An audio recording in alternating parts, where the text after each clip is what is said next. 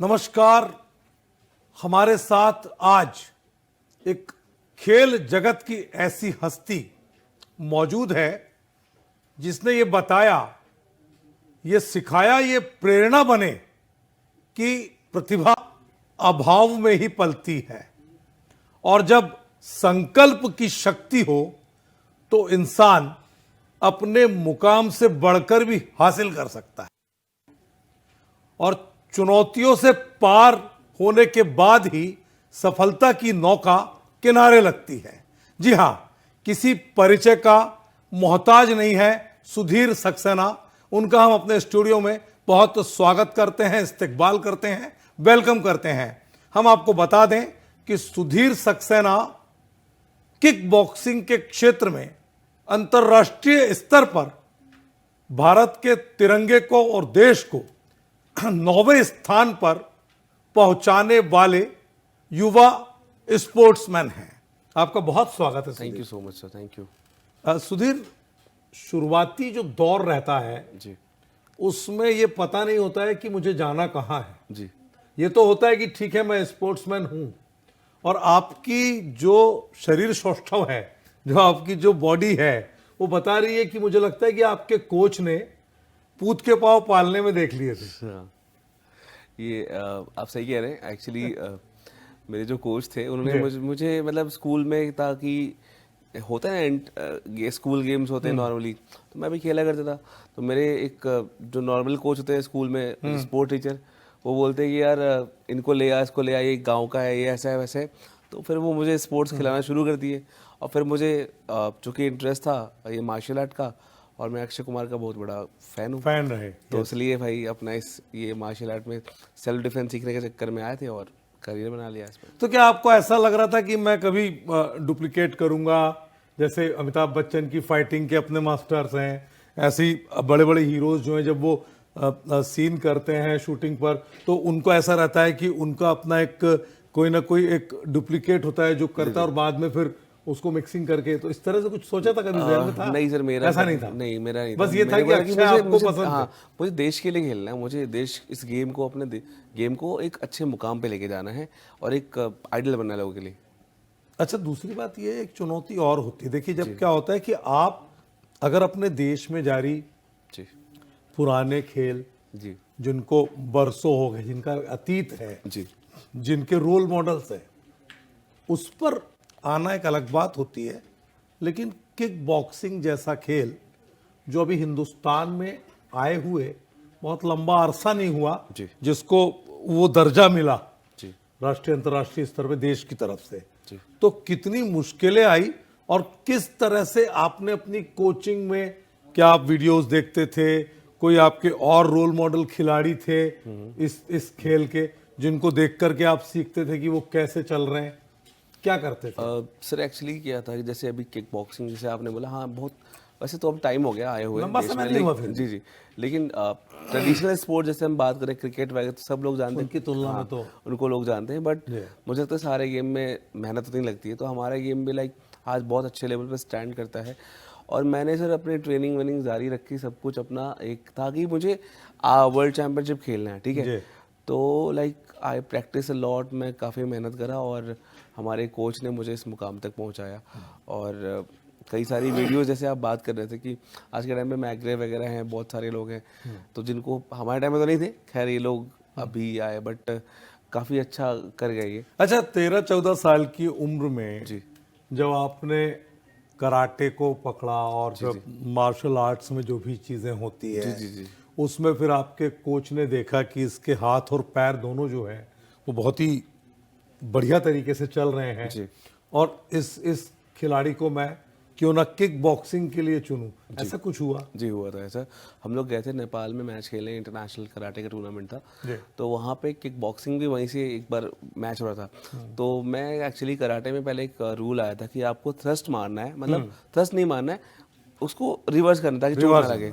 लेकिन मेरा था कि मैं मारता था, पूरा पावर से मारता था। तो सर ने बोला यार एक इधर तू खेल ले, नया गेम है, उसमें इसको एंट्री करवाते हैं। मैं बोला ठीक है सर, और मुझे उन्होंने करवाया और फिर मैं वहाँ मेडल पूरे पावर के साथ खेला और मेरा मेडल लग गया। मतलब इसमें स्ट्रेंथ बहुत मायने रखती जी, है। स्ट्रेंथ और टेक्निक, स्टेमिना जी। वो सब तीनों चीज़ें। चीजें। जी लेकिन सबसे बड़ा रोल क्या प्ले करता है? सर, मुझे लगता है सर प्रैक्टिस, सब स्ट्रेंथ, मुझे तीनों बहुत ज़रूरी है सर। अच्छा, तीनों जरूरी हाँ है। सर, डाइट नहीं, भी बहुत उसका ज़रूरी है। एक प्रोपोर्शन है कि अब टेक्निक से, क्योंकि कई बार ऐसा बोलते हैं ना कि पहलवान जो है वो अपने दांव से पटकनी देता है। सर ऐसे ही अगर हम किक बॉक्सिंग की बात करें तो एक किक बॉक्सर अपने दांव पेंच से पटकनी देता है या अपनी जो शारीरिक ताकत है, पावर है, स्टेमिना, नहीं सर, उससे देता है? ताकत के साथ सर टेक्निक भी बहुत दोनों ज़रूरी है चीज सर। है, जी तालमेल। हाँ सर, क्योंकि इसमें क्या होता है, पावर बिल्ड से मतलब नहीं हुआ, स्ट्रेंथ, स्पीड और टेक्निक सर, ओके, ये तीन चीज़ बहुत ज़रूरी है इसके लिए। तो इट्स रिक्वायर्ड्स, बहुत ज़रूरी है सर। जी अच्छा, एक बात और है कि ये बोला जाता है कि हर एक सफल व्यक्ति के पीछे जी एक प्रेरणा होती है, और अगर वो प्रेरणा महिला हो, जी बेशक वो दोस्त हो, पत्नी हो, जी माँ हो, तो वो जो शिद्दत से आपको प्रेरित करती है और आपके कदम से कदम मिला के साथ चलती है, तो आप अलग निखरते हैं। कितना इत्तेफाक रखते हैं आप? नहीं, मैं इस बात को एकदम सही कहता हूँ, सही मानता हूँ कि जैसे मेरे पेरेंट्स ने, माँ बाप ने तो बहुत करा है मेरे लिए, बचपन से सपोर्ट करा। वो चूँकि पेरेंट्स, सब पेरेंट्स करते ही हैं। हाँ, और मतलब मेरी लाइफ में मेरी वाइफ का बहुत रोल रहा है। जैसे नॉर्मली होती हैं, आज मैं मेरे डाइट से लेके सब कुछ वो देखती हैं, क्या चाहिए, क्या है, क्या नहीं है। मेरे को घर में क्या है कुछ नहीं पता होता, कि क्या सामान है, क्या नहीं है, या क्या करना है। तो मुझे कोई टेंशन नहीं देती। और एक बार मेरा गेम छूट गया था बीच में, फिर मुझे कम बैक करवाने वाली भी वही है। उसके बाद मैंने एशियन गेम्स खेला, एशियन मेडल लाए, वर्ल्ड चैंपियनशिप 2-2 बार खेला मैंने, और जो भी चीज़ें होती वो सब करती हैं। और अच्छा, एक बात और है कि जैसे गवर्नमेंट ऑफ इंडिया है, साई है, तमाम तरह के प्राधिकरण हैं, अथॉरिटीज हैं, उसमें हम ये देखते हैं कि कुछ गेम्स के साथ में बजट जो है जी वो छप्पर फाड़ होता है, राइट, और कुछ गेम्स जो हैं वो हाशिए पर हैं, मार्जिन पर हैं, और ऐसा लगता है कि उनके साथ सौतेला व्यवहार हो रहा है। तो किक बॉक्सिंग को किस दायरे में रखना चाहिए? अभी तो सर हमारा क्या है, रिसेंटली अभी जो गेम है 3 साल पहले मिनिस्ट्री ऑफ यूथ अफेयर से रिकॉग्नाइज हुआ है सर। बिल्कुल, मतलब ओलंपिक और कह लीजिए भारत सरकार की गेम में आया हुआ है सर। जी। अगर ये पहले आ गया होता तो चीज़ें आज बहुत डिफरेंट होती, बट ठीक है सर, अभी आया है। और अभी चीज़ें स्कॉलरशिप वगैरह जो गवर्नमेंट की खेलो इंडिया की नीति के तहत है, उसमें भी आ गया है। तो अब लोगों को फ़ायदा मिलने लगा, पैसे वैसे थोड़े से आने लगे हैं।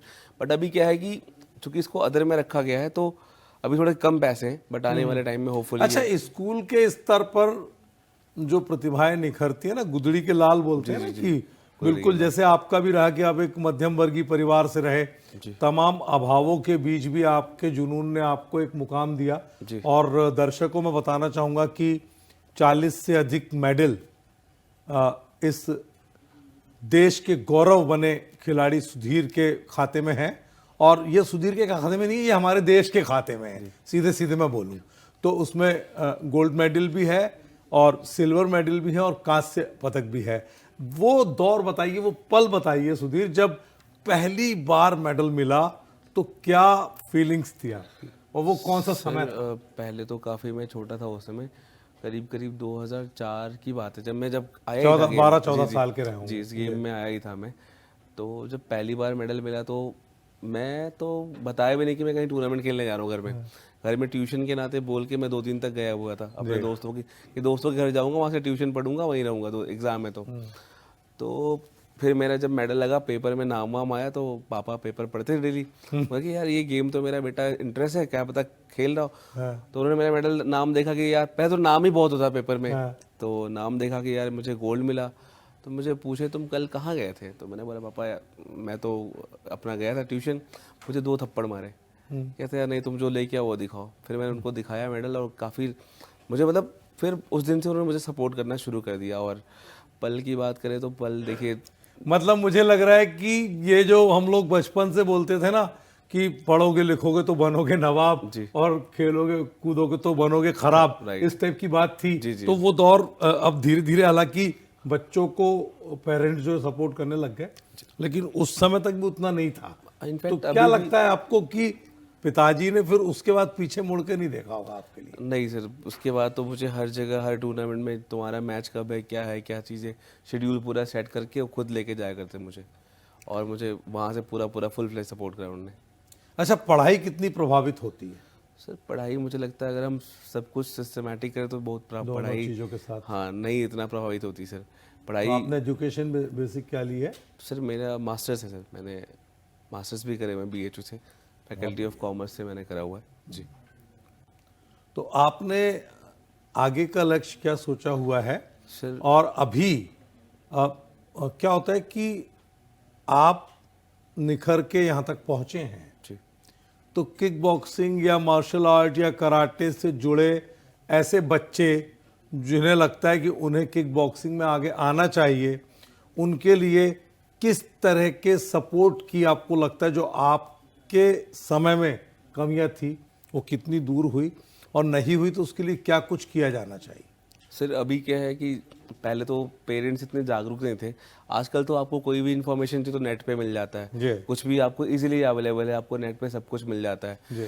तो पहले पेरेंट्स इतने जागरूक थे नहीं, आजकल इन्फॉर्मेशन ही चाहिए कि पहले जो मैं गेम खेल रहा हूँ रिकॉग्नाइज है या नहीं है, मिनिस्ट्री में है या नहीं है, सब कुछ वहाँ से मिल जाता है, और आगे गवर्नमेंट से क्या क्या फंड मिलते हैं, मतलब सब कुछ मिल जाता है। बस ये कि इम्प्लीमेंट कहाँ तक हो रहे हैं वो थोड़ा सा देखने वाली बात हो जाती है, क्योंकि गाँव में अभी भी जो बच्चे हैं उनको फ़ायदा इसका नहीं मिल पाता बहुत जगह, तो वो अपने राइट्स के लिए मतलब यूट्यूब देखें या मेल करें, जैसे भी इंफॉर्मेशन कलेक्ट करें, अपने जो आसपास के जो प्रतिनिधि हैं स्पोर्ट्स के, जैसे DSO होते हैं स्पोर्ट्स ऑफिसर, उनसे मिले, उनसे बात करें, वो उनको पूरी हेल्प करेंगे, और जो भी हर्डल्स है खैर वो दूर हो जाएगी उनकी।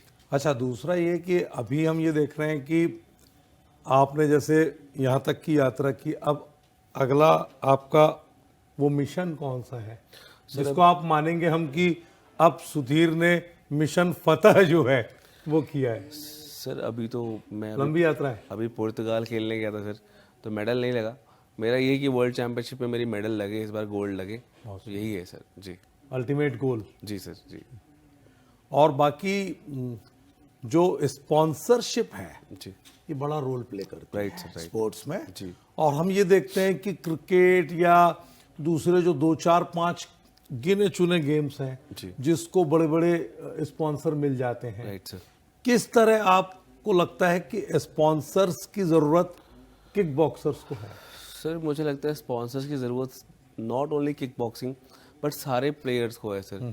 अगर हम बात करें, अगर क्रिकेट को आप देखें तो क्रिकेट में एक बहुत बड़ा पैसा है, ठीक है, डोमेस्टिक क्रिकेट में हर जगह पैसा है, जो कि पहले जो कि कॉर्पोरेट्स जब से आए हैं उसमें तो हो गया है पैसा बहुत अच्छा, IPL वगैरह और जी जी दूसरी जी। चीजें भी तो आ गई अदर हैं। गेम्स में सर अभी नहीं है किक नहीं, लेकिन कबड्डी का भी जैसे इन्होंने लीग चालू किया, जी जी। तो किस तरह आपको लगता है कि ये ऐसे स्पॉन्सर मिलना चाहिए ना जो किक बॉक्सिंग का भी लीग प्ले जो है वो चालू करे? Right sir.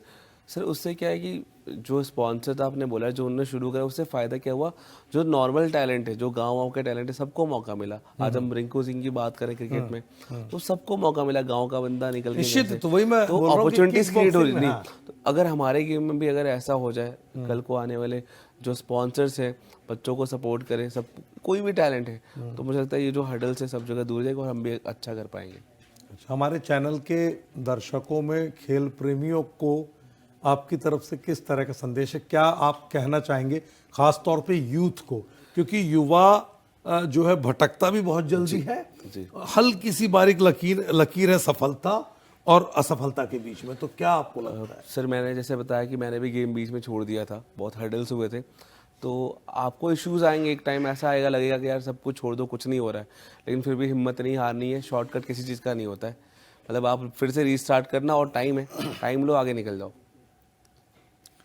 तो कुल मिलाकर बात यह है कि जुनून और जीतने की जिद जो है वो किसी भी क्षेत्र के सफल व्यक्ति के पीछे की कहानी का बड़ा हिस्सा होती है, और सुधीर सक्सेना भी उसी कतार के ऐसे युवा हैं जो ये बता रहे हैं देश के युवाओं को कि आपको न तो हिम्मत हारनी है, न पीछे छूटना है, न सफलता का शॉर्टकट देखना है, और असफल होने पर भी तत्काल खड़े होकर रीस्टार्ट कर देना है। Right sir.